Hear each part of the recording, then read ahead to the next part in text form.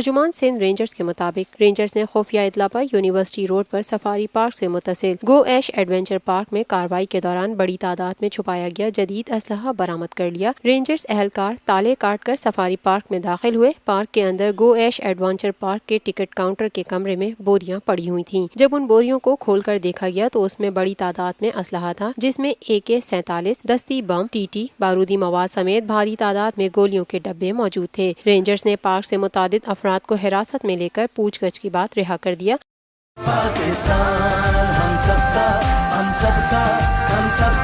आइए हम तजदीद अहद करें कि हम मादरे वतन के खिलाफ होने वाली तमाम अंदरूनी और बैरूनी साजिशों का भरपूर मुकाबला करेंगे। हम सबका पाकिस्तान। हम आपके साथ खड़े होंगे एक एक लम्हा और कौम की उम्मीदों पे हमेशा पूरा उतरेंगे, क्योंकि यह है हम सबका पाकिस्तान। अफवाज पाकिस्तान और पाकिस्तानी कौम पाकिस्तान के दिफा के लिए सीसा पिलाई हुई दीवार की तरह खड़े थे, खड़े हैं और खड़े रहेंगे। हम सबका पाकिस्तान।